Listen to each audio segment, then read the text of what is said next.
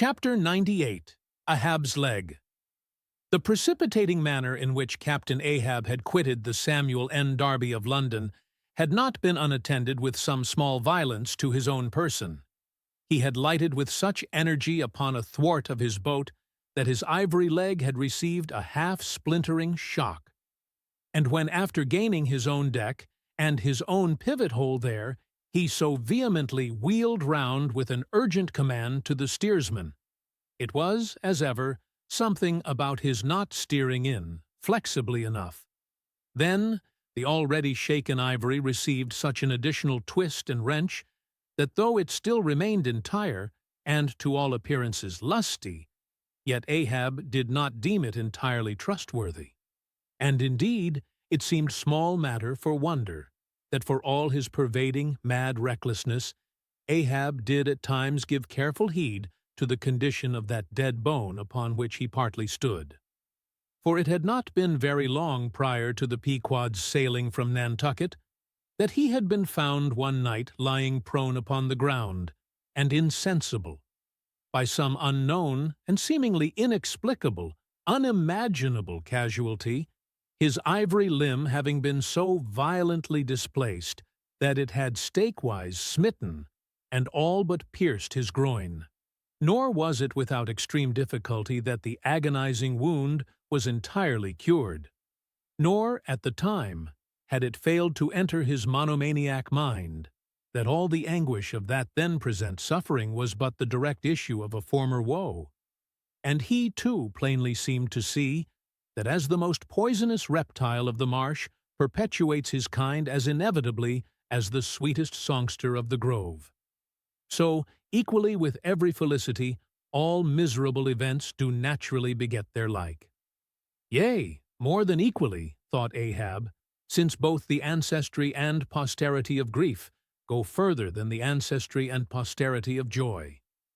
For, not to hint of this, that it is an inference from certain canonic teachings, that while some natural enjoyments here shall have no children born to them for the other world, but, on the contrary, shall be followed by the joy childlessness of all hell's despair, whereas some guilty mortal miseries shall still fertilely beget to themselves an eternally progressive progeny of griefs beyond the grave.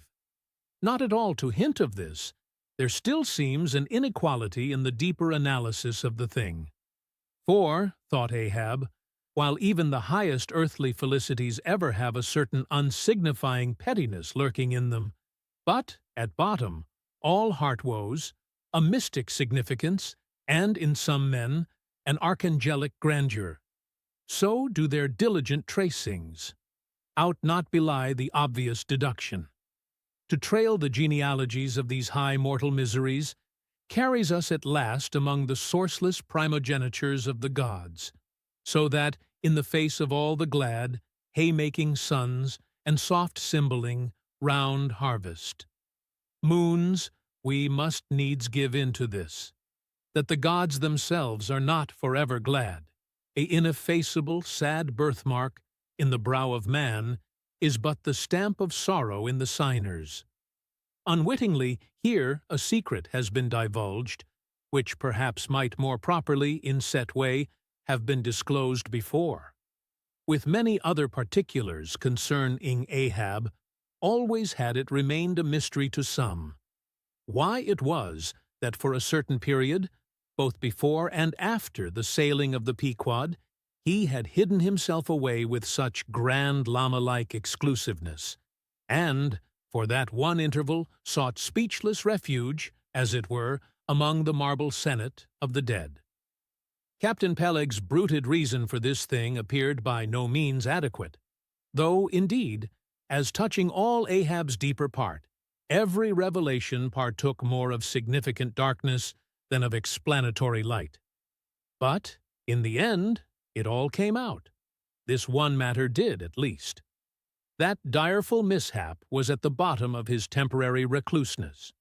And not only this, but to that ever-contraying, dropping circle ashore, who, for any reason, possessed the privilege of a less banned approach to him.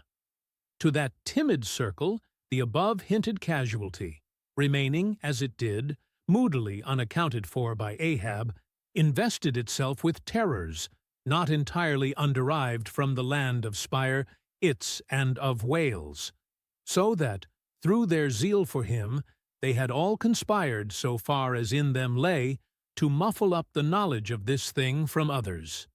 And hence it was that not till a considerable interval had elapsed did it transpire upon the Pequod's decks.